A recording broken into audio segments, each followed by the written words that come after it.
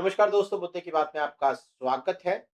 अयोध्या राम मंदिर में चढ़ावा चोरी के मुद्दे पर पहली बार बोलते हुए बहुजन समाज पार्टी की प्रमुख मायावती ने एक अलग सा स्टैंड लिया है। मायावती ने ये तो कहा कि चढ़ावा चोर बख्शे ना जाएं, लेकिन साथ ही धर्म पर पॉलिटिक्स ना करने की नसीहत भी दे डाली है। अब ये नसीहत जाहिर तौर पर समाजवादी पार्टी और कांग्रेस को ही है। उन्होंने कहा कि इस मामले का राजनीतिकरण करना भी ठीक नहीं होगा, लेकिन असल खेल तो 2027 के विधानसभा चुनाव से पहले हो रही राजनीति का ही है। हाल में मायावती ने लखनऊ में एक बड़ी बैठक कर अपने काडर को ओबीसी वोटरों के बीच पहुंचने का संदेश दिया है।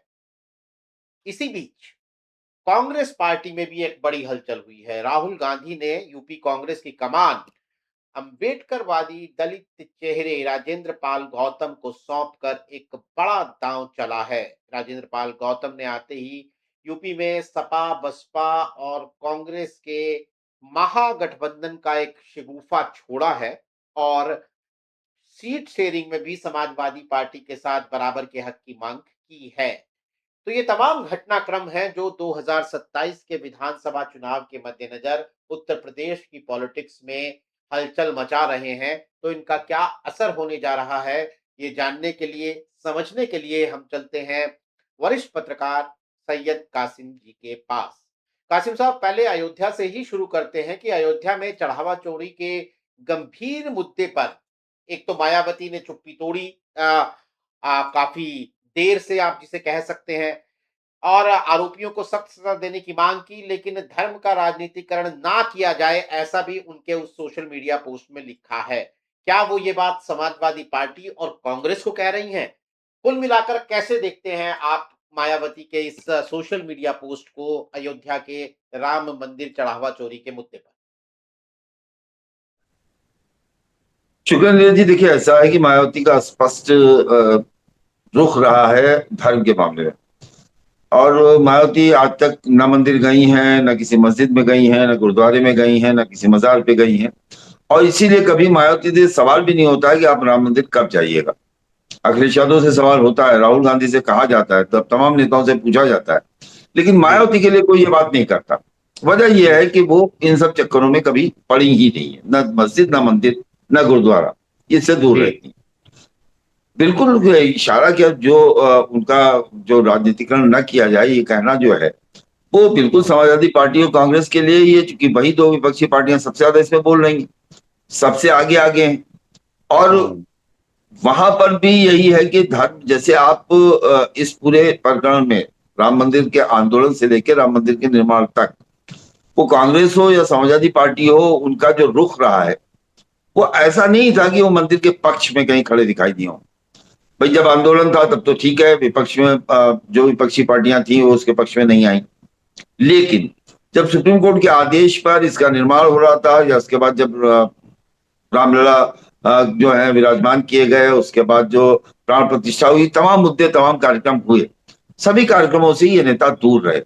तो अब अगर वहां पर चोरी जैसी बात हुई है कि वहां पर चोरी हो रही है, चंदा चोरी हो रही है, सोने की ईंटें गायब हो गई हैं, शिलाएं गायब हो गई हैं, काग गायब हो गए हैं, तो उस पर जिस तरह से ये पार्टियां आगे आई हैं, मुझे लगता है मायावती बिल्कुल उन्हीं लोगों के बारे में ये करें कि इसमें राजनीतिकरण ना हो। हम्म। दूसरी बात, जी। मायावती अगर ये कहती हैं तो मायावती करके भी कर दिखाती हैं। मायावती ने इस आगे प्रकरण से अपने को हमेशा दूर रखा है। भारतीय जनता पार्टी के समर्थन से चलने वाली सरकारों में मथुरा की घटना आपको याद होगी, जब वो कार सेवा करना चाहते थे, सांकेतिक कार सेवा करना चाहते थे, और मायावती ने वहां किसी को फटकने नहीं दिया था। तो वो करें तो चल जाता है, उनकी घेराबंदी नहीं होती, उनका घेराव नहीं होता है। लेकिन दूसरे लोग जो इस आंदोलन से भी दूर रहे, उसके बाद प्राण प्रतिष्ठा से भी दूर रहे, उसके बाद निर्माण से भी दूर रहे, अगर वो इस मुद्दे को इतनी शदीद तरह से उठा रहे हैं, उसका हम्म। मकसद क्या है, संदेश क्या है? संदेश यही है कि हिंदू वोटरों को बताना कि आपके चंदे की चोरी हो रही है, आपकी आस्था की चोरी हो रही है, आपकी आस्था के साथ बिल्कुल। खिलवाड़ हो रहा है, पूरी राजनीति हो रही है। तो मायावती हम्म। यही कहना चाहती थी, नीरज जी। खुद को इसके पॉलिटिक्स से दूर रख रही हैं। चलिए, इसमें मैं एक जनरल कमेंट आपसे चाहता हूं, क्योंकि आप तो खुद अयोध्या के हैं और आपसे पहली बार हम इस मुद्दे पर बात कर रहे हैं। चढ़ावा चोरी के इस मुद्दे का जमीन पर क्या असर है? ये वोट की राजनीति को प्रभावित करता हुआ नजर आ रहा है क्या आपको? मुझे नहीं आ रहा नीरज जी। जिससे आपको याद होगा, अच्छा। हाँ। प्राण प्रतिष्ठा के दिन मैं आपके यहाँ स्टूडियो में बैठा हुआ था, जी दिल्ली जी से जी। था मैं आपके साथ लाइव। और हम्म। मैंने यही कहा था कि ये पूरे दुनिया देश में क्या असर होगा मैं नहीं कह सकता, लेकिन प्राण प्रतिष्ठा और इस तरह जो प्रोग्राम है इसका अयोध्या पे असर नहीं होगा। और हम्म। आपने देखा कि अयोध्या पे उसका असर नहीं हुआ। नहीं हुआ। उसी तरह से ये चंदा चोरी का जो इस तरह से जितना इसको मुद्दा बनाया जा रहा है, उस हम्म। मुद्दे में विपक्षी पार्टियां अपने जाल में घिर जरूर जाएंगी, ट्रैप में आ जरूर जाएंगी, क्योंकि उनसे अब वही पुरानी चीजें की जाएंगी। आपने कहा से गोली चलाई, आपने क्या कहते हैं निर्माण में अड़ंगा लगाए, आपने सुप्रीम कोर्ट में उसका अड़ंगा लगाया, हम्म। तमाम तरह की बातें अब आपसे की जाएंगी। तो ये उल्टा उस ट्रैप में आएंगे। देखिए, भारतीय जनता पार्टी के पास प्रचार तंत्र बड़ा मजबूत है, हम्म। और ये लोग अपने पेज पे, अपने सोशल मीडिया हैंडल पर, अपने ट्विटर या एक्स के हैंडल पर जो भी चाहे कर लें, वो पब्लिसिटी उनको नहीं मिल सकती है जो भारतीय जनता पार्टी ले लेती है। तो मैं समझता हूं इसका कोई फायदा विपक्ष को होने वाला नहीं है नीरज जी। हम्म। चलिए एक बार फिर मायावती पर आते खबर हैं। बड़ी पिछले चर्चा दिनों में थी कि मायावती ने एक ओबीसी रिव्यू मीटिंग की, बाकायदा प्रेस रिलीज उनके सोशल मीडिया पर आई थी और उन्होंने अपने काडर को कहा कि ओबीसी वोटर के बीच जाएं और उन्हें ये याद दिलाएं कि बीएसपी में ही उनका असली हित है। क्या मैं इसकी थोड़ी तफसील आपसे जानना चाहता हूं। क्या ओबीसी तो जैसा आप अक्सर कहते हैं कि ओबीसी तो एक बहुत वाइड टर्म है उत्तर प्रदेश की राजनीति में, तो क्या मायावती जब ये कह रही हैं अपने काडर को, तो उनका फोकस ओबीसी के किन्हीं खास समुदायों पर है? अगर है तो वो कौन से समुदाय हैं? और फिर मायावती की ओवरऑल पॉलिटिक्स क्या है उसके अंदर? देखिए, ओबीसी पॉलिटिक्स में जो है वो जातियों का मतलब अलग अलग मिश्रण है। ये नहीं है कि अखिलेश यादव ओबीसी के नेता हैं तो यादव के साथ समस्त ओबीसी की बिरादरी खड़ी हो जाएगी। बिल्कुल। नहीं, संजय निषाद हैं तो संजय निषाद अपने पॉकेट में अपनी जगह कामयाब है। ओम प्रकाश राजभर हैं, अपने पॉकेट में ही कामयाब हो सकते हैं। जहां पर ओम प्रकाश राजभर हैं, नहीं लड़ रही भाजपा लड़ रही है, वहां वो चाहेंगे वो ट्रांसफर करा दें पप्पू राजभर जो सुखदेव राजभर के बेटे हैं उनके खिलाफ, या रामचंद्र राजभर जो समाजवादी पार्टी के विधायक हैं, बहुजन समाज पार्टी के बड़े नेता थे, उनके खिलाफ। नहीं हो सकता। ये बिल्कुल स्पष्ट है, ये बिल्कुल दिखाई दिया। अभी 2024 में भारतीय जनता पार्टी ने झटका खाया है, उस झटका खाने के पीछे की वजह यही थी कि आप देख लीजिए, रामप्रसाद चौधरी कुर्मी है, वो जीत जाते हैं। श्रावस्ती से समाजवादी पार्टी का कुर्मी जीत जाता है, फतेहपुर से समाजवादी पार्टी का कुर्मी जीत जाता है, और तमाम भारतीय जनता पार्टी के लोग देखते रह जाते हैं। निषाद में मेनका गांधी को निषाद हरा देता है। तो ये एक ऐसी चीज है कि बिरादरी कैंडिडेट, तो बहुजन समाज पार्टी के पास ओबीसी की लीडरशिप बनाने वाली पार्टी बहुजन समाज पार्टी है। काशीराम के फॉर्मूले पर ही ओबीसी पॉलिटिक्स बनी है। अति पिछड़े में कुर्मी, यादव, लोध को छोड़ दीजिए तो तमाम जो बिरादरियां, जो सांसद, विधायक, मंत्री सब बने हैं, ये काशीराम की देन हो। सैनी हो, कश्यप हो, निषाद हो, और उसके अलावा आपके पाल हो, चौहान हो, ये सारी बिरादरियों को लोग, राजभर हो, इन बिरादरियों के लोगों ने नाम नहीं सुने थे। अब हम लोग इतने जमाने से पत्रकारिता जगत में हैं, अगर हमसे कहा जाता कि आप तीन चार अन्य पिछड़े बिरादरी का नाम बता दिए, उसका एमपी एमएलए कौन है, हम ना बता पाते। नाई तक, मतलब आप समझिए, नाई बिरादरी का भी एमएलसी एमएलए नहीं हो सकता। तो ये काशीराम ने किया था। लेकिन वो अक्सर मैं जो कहता हूं ना कि ये जो समूह था अति पिछड़े वर्ग का, ये एंटी समाजवादी पार्टी था, या ये कह लीजिए कि एंटी यादव था। उसे लगता था कि हमारी सारी जो हमारा हक है वो एक खास कम्युनिटी, स्पेशली यादव खाए ले रही है। तो वो बहुजन समाज पार्टी, जब काशीराम ने उनको अपनी तरफ मोबिलाइज किया, वो आ गए। बसपा जब नीचे आई, कमजोर हुई, बहुजन समाज पार्टी के 12 के बाद से जो गिरना शुरू हुआ, जनाधार 12 में वो ठीक ठाक 83 84 एमएलए पा गए, 17 में उनके कम हो गए, 41 42 रह गए, 22 में आते आते वो एक विधायक की पार्टी हो गई। ऐसे में वो स्लिप होना शुरू हुआ। तो वो स्वामी प्रसाद मौर्य रहे हो, प्रकाश राज बन रहे हो, दारा सिंह चौहान रहे हो, फागू चौहान रहे हो, ये तमाम निषाद रहे हो, ये अभी जो अम्बेडकर नगर से निषाद, धर्मराज निषाद भाजपा के मिले हुए वो रहे हो, ये सारे के सारे बीजेपी में चले गए ज्यादातर लोग। कुछ उसमें समाजवादी पार्टी में गए, जैसे दारा सिंह चौहान और स्वामी प्रसाद मौर्य। दारा सिंह वापस भारतीय जनता पार्टी में चले गए, स्वामी प्रसाद मौर्य ने अपने रस्सी से इस्तीफा दिया, उन्होंने भी समाजवादी पार्टी छोड़ दी। तो ये जो ओबीसी का सबका था, इसको अमित शाह ने 2014 में मोबिलाइज अपनी तरफ किया। और मैं अक्सर कहता हूं कि सामाजिक न्याय, सामाजिक परिवर्तन जो काशीराम का नारा था, उस पर धर्म का तड़का मारा, और धर्म के तड़के में सबको एक कढ़ाई में उन्होंने इकट्ठा कर लिया, और बेहतरीन स्वादिष्ट उनका जिसे कहिए ना बहुमत उनके पास आ गया।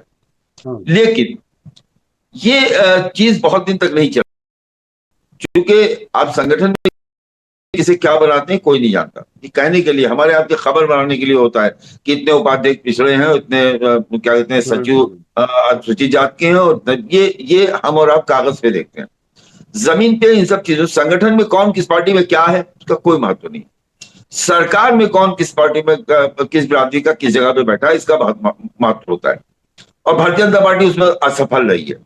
सरकार में पिछड़ों की वो भागीदारी नहीं। अब आप केशव मौर्य के नाम पे सारे पिछड़ों के साथ आप किसी कुर्मी, किसी निषाद, किसी आपके कुशवाहा, किसी सैनी, कैसे हो जाएगा कि केशव मौर्य को दिया तो सारी बिरादरियां होगी। ये एक उत्तर प्रदेश की बहुत तल्ख हकीकत है, बड़ी कड़वी सच्चाई है नीरज जी। तो ये जो स्थिति है, इसमें समाजवादी पार्टी ने भी नारा दे दिया पीडीए, वो सब भाई सब पिछड़ा दलित अल्पसंख्यक हो गई, काम पूरा हो गया। बहुजन समाज पार्टी ने अब अपने वो पुराने काडर को एक संदेश दिया है कि आप अपने पिछड़े वर्ग के तमाम नेता जो घर बैठ गए हैं, बसपा में थे और दूसरी पार्टियों में उनको वो महत्व नहीं मिला जो मिलना चाहिए था, ऐसे लोगों को आप वापस लेके आइए। और उसकी बानगी अभी मैं सहारनपुर में इस वक्त हूँ, सहारनपुर में देखने को मिली। सैनी जो बसपा में धर्म सिंह सैनी एक जमाने में हुआ करते थे, उससे पहले कोई सैनी मंत्री नहीं देखा था उत्तर प्रदेश कैबिनेट ने, तो यहाँ सैनी की ज्वाइनिंग बसपा में हो गई है। दूसरे एक सैनी है वो भी लाइन में लगे हुए हैं, गुर्जर है वो भी उनकी भी लाइन लगी हुई। तो इस तरह से जो मायावती ने इकट्ठा करके संदेश दिया था, वो विज्ञप्ति में तो हम लोग ये देख रहे थे कि पिछड़े वर्ग के लोगों के लिए वो संदेश था, लेकिन वो संदेश अपने समर्थकों, अपने कार्यकर्ताओं के लिए था कि आप पिछड़े वर्ग के लोगों के पास जाइए, पहुंचिए, मीटिंग कीजिए, उनसे हमारी सरकार में जो हमने किया था वो बताइए, हमने उस साझेदारी हिस्सेदारी दी वो बताइए।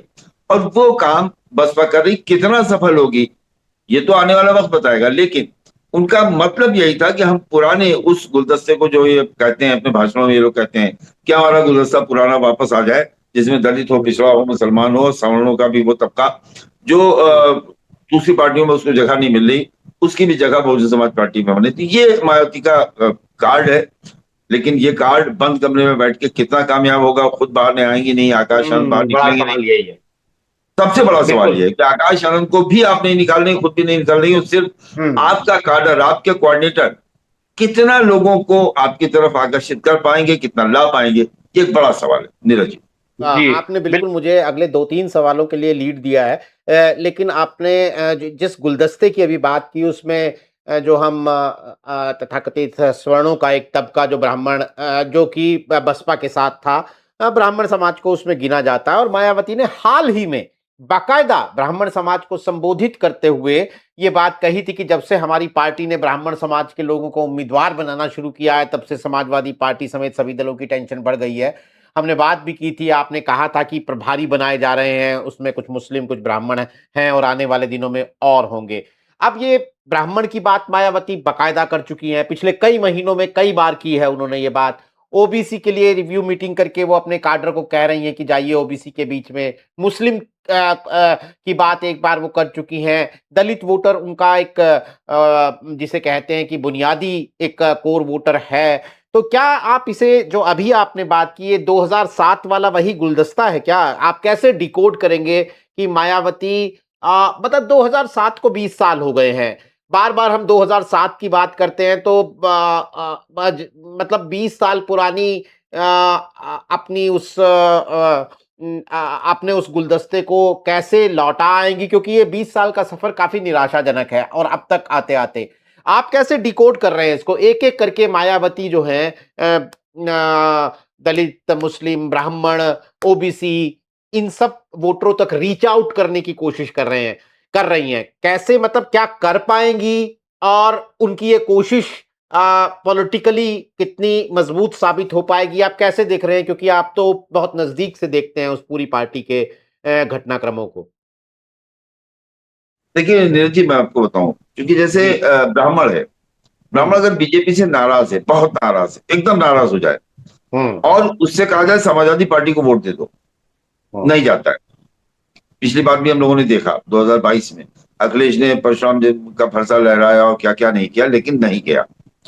इसी तरह नान यादव ओबीसी जो है वो समाजवादी पार्टी की यादव सरकार नहीं चाहता, क्योंकि उसे लगता है कि ये सरकार आने के बाद हमारा जो ऐसे थोड़ा मामला ठीक है वो और ज्यादा खराब हो जाएगा। मायावती को ये लगता है कि पिछड़ा हमारे साथ रह चुका और ब्राह्मण हमारे साथ 2007 में मजे ले चुका। तो अगर हम ये संदेश देने में सफल हो जाएं कि हमारे साथ हमारे शिलकास के अलावा जो हमारा कोर वोट है, जिसे जाटो भी कहते हैं, तमाम लोग, तो वो कोर के साथ हमारे साथ जो है ये पिछड़े वर्ग का 2-3-4% और बढ़ गया है, मुसलमानों का 4% बढ़ गया है। और उन्होंने अपनी बैठक में एक बार कहा था, क्योंकि उनकी बैठक की बातें बाहर तो आती नहीं, उन्होंने बैठक में कहा था कि जिस दिन पिछड़ा मुसलमान हमारी पार्टी में खड़ा दिखाई देगा, ब्राह्मण अपने आप चल के आ जाएगा। और मैं आपको एक नारा याद कराता हूँ 2007 से पहले का, वो ब्रह्मा विष्णु महेश, जो ये सारे नारे तो लोगों को याद होंगे। मुझे याद है कि सतीश चंद्र मिश्रा जब कार्यक्रम करते थे, जाते थे, ब्राह्मणों की मीटिंग होती थी, एक नारा होता था कि पत्थर रख लो छाती पर, मुहर लगाओ हाथी पर। अब ये जो पहला मिसरा इस नारे का है, पत्थर रख लो छाती, उसी में सब कुछ छुपा हुआ है। अब उसे आप जिस तरह से डिकोड करना चाहें दूसरे लोगों से कर सकते हैं। बिल्कुल। पत्थर रख लो छाती पर, मुहर लगाओ हाथी पर। और वो 2007 से 12 तक हमने देखा, और उसके बाद वो पत्थर उतर गया, क्योंकि वो काम उनका हो गया था। तो ये एक जो सोच है, ये जो एक सियासत में एक होता है ना कि एक रास्ते से कांटा हटाने के लिए दूसरे, अगर छोटा दुश्मन है उसका साथ दे दिया जाए, मायावती इसी लाइन पर सोच रही है कि ओबीसी नान यादव चाहता है, यादव के साथ जाना नहीं चाहता, ब्राह्मण अखिलेश यादव को पसंद नहीं करता, भारतीय जनता पार्टी से नाराज है। तो वो इसीलिए टिकटों का जो मैं अभी देख रहा हूं, 45 के करीब बसपा ने टिकट किए हैं, जिसमें झांसी से लेके और जौनपुर तक ब्राह्मण टिकट है, और मजबूत ब्राह्मण। अभी आप देखिए अयोध्या में बबलू सिंह का टिकट उन्होंने किया, जितेंद्र सिंह बबलू पूर्व विधायक हैं, रीता बहुगुणा जोशी के घर का मकान जलाए जाने में उनका नामजद थे। उसके बाद अभी सहारनपुर में तकरीबन 4 टिकट उन्होंने तय कर दिया, जिसमें से कल की एक घोषणा हो रही है। मैं इस वक्त सहारनपुर में ही हूँ, वो मुस्लिम है। मैं आपको एक सेकंड रोकते हुए, यही था, मेरी आपकी पिछली बातचीत हुई थी 10 जून को, यानी तकरीबन 20 दिन पहले, और उस दिन हमने ये बात की थी कि बीएसपी जून के आखिरी हफ्ते में प्रभारियों की घोषणा करने जा रही है। मीडिया रिपोर्ट्स छपी थी कि 100 के करीब टिकट सामने आ जाएंगे प्रभारियों की घोषणा की शक्ल में, और अब वो आखिरी हफ्ता भी बीत चुका है। तो मैं अगला सवाल आपसे यही करने वाला था कि क्या हुआ उन घोषणाओं का, क्या वो अंदर अंदर हो रही है या जी जी जी 10 घोषणाएं जून में हो चुकी, 10 घोषणाएं जून में हो चुकी, और जुलाई की कल 1 तारीख को एक यहाँ पे है, एक सुल्तानपुर में है, एक बाराबंकी में है। इस तरह से जो 100 की गिनती थी, उसमें तो जो शर्त होती है ना, जिसपे कि मैंने कई बार आपसे कहा, अपने लाइव में जिक्र किया है कि उस शर्तों को अभी पूरी तरह से जिनकी पूरी नहीं हुई है उनकी घोषणा नहीं हुई है। घोषणा तब होगी जब उनकी शर्तें पूरी हो जाएंगी, सारी चीजें, कागजी कार्रवाई जो है पूरी हो जाएगी, तब घोषणा होगी।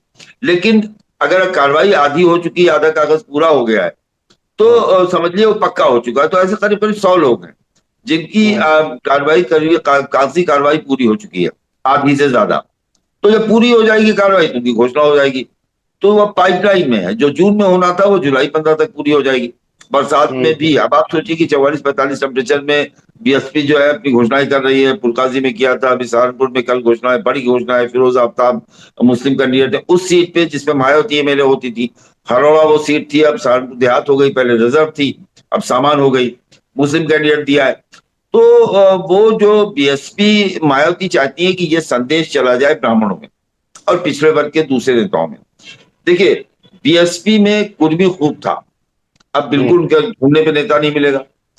उस जमाने में मायावती ने जब शपथ ली थी 95 में, तो उनके साथ दूसरा जो मंत्री रहा, इकलौता मंत्री था, वो रामलखन वर्मा था, कुर्मी था। एक बात विधायक जो मंत्री बना था मायावती के अलावा तो वो कुर्मी थे। उसके अलावा यादव भी आप 2009 में शायद या 2004 में शायद, मुझे सन नहीं याद है, 7 यादव एमपी हो गए, मुलायम सिंह मुख्यमंत्री थे, 7 यादव। रमाकांत यादव, उमाकांत यादव, भालचंद्र यादव, निश्चल यादव, डीपी यादव, बालेश्वर यादव, 7-7 यादव सांसद हो गए।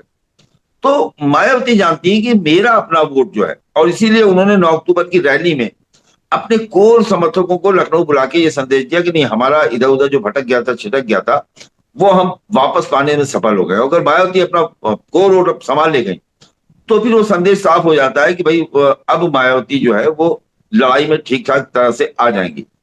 और मैं तो क्या शुरू से मानता हूं, फिर कह रहा हूं कि जो उनका काडर है वो बार बार कहता है कि हमें एक गठबंधन की तलाश है, एक गठबंधन, एक गठबंधन। उसके बाद उत्तर प्रदेश का सिनेरियो बदला हुआ देखेंगे नीरज जी।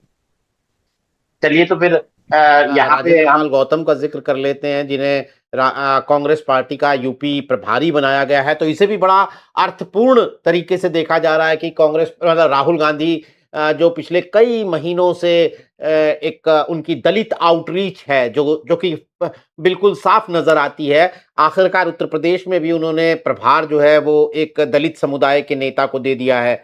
आप इसे कैसे देखते हैं? उसके बाद राजेंद्र पाल गौतम की प्रेस कॉन्फ्रेंस में भी जो बातें हुई और उससे जो उनके इशारे मिले, उन सबको आप कैसे देखते हैं? क्या ये मायावती के लिए मायावती की पार्टी के लिए एक सियासी चुनौती है या कोई दरवाजा खुलता है इससे?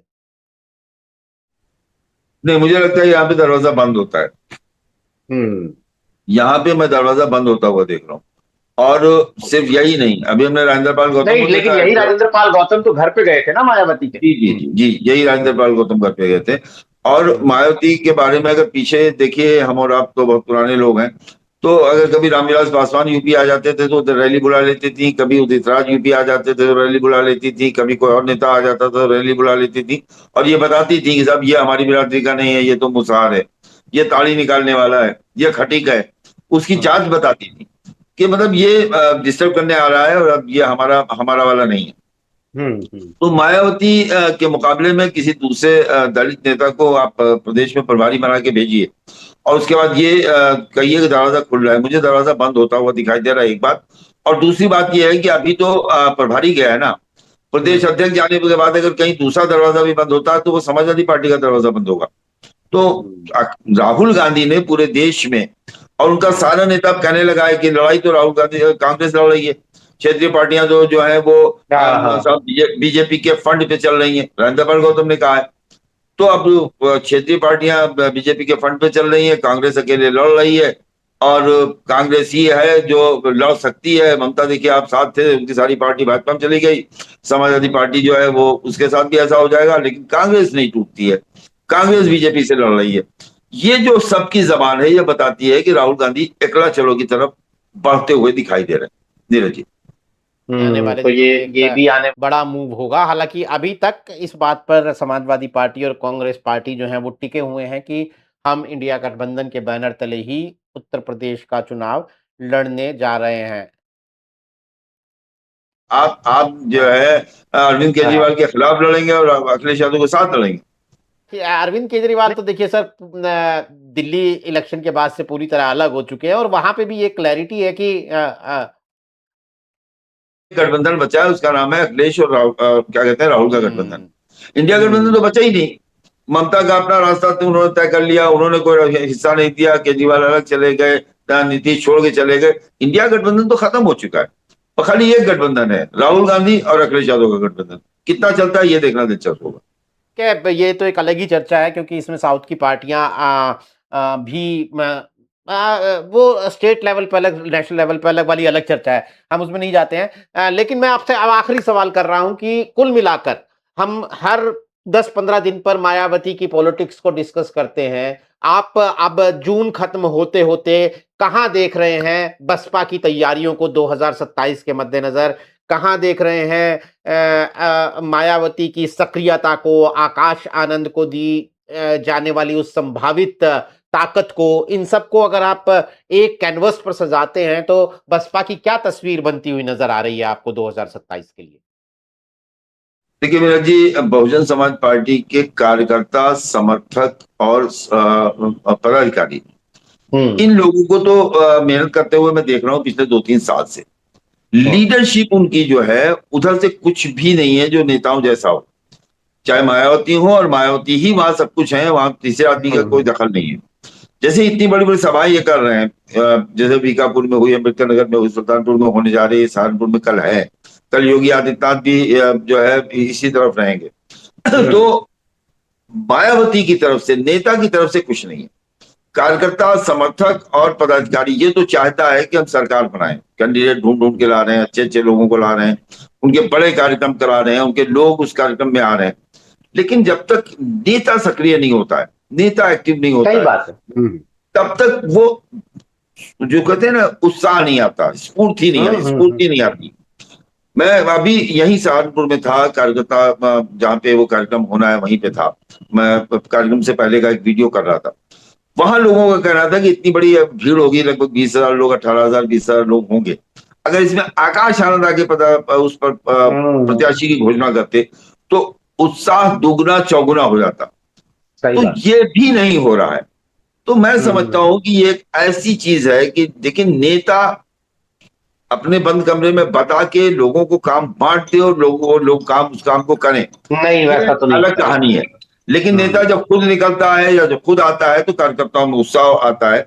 वो चीज यहाँ होती हुई दिखाई नहीं दे रही नीरज जी अभी तक। इसलिए मैं बहुजन समाज पार्टी को लड़ता हुआ तो देख रहा हूँ, लेकिन Bahujan Samaj party result oriented जो है लड़ाई लड़ेगी, ये कहने में बहुत मैं कासिर हूँ, असमर्थ। मतलब सैनिक जो हैं वो तो मैदान में पूरे दमखम के साथ उतरे हुए हैं, लेकिन सेनापति या फिर कहें कि कमांडर जो है उसकी कमी महसूस हो रही है, जो कि बहुत महत्वपूर्ण है अब उत्तर प्रदेश के इस हाई प्रोफाइल करो या मरो वाले चुनाव में। चलिए, आने वाले दिनों में भी हमारी इन तमाम राजनीतिक घटनाक्रमों पर नजर बनी रहेगी, क्योंकि ये घटनाक्रम तो अब तेज होंगे ही होंगे और इनका क्या असर हर दिन होता है वो जानने समझने की कोशिश हम करते रहेंगे। हमारे साथ आज इस कार्यक्रम में जुड़ने के लिए कासिम साहब आपका बहुत बहुत शुक्रिया। तमाम दर्शकों का भी आभार। दोस्तों, आज के लिए नमस्कार।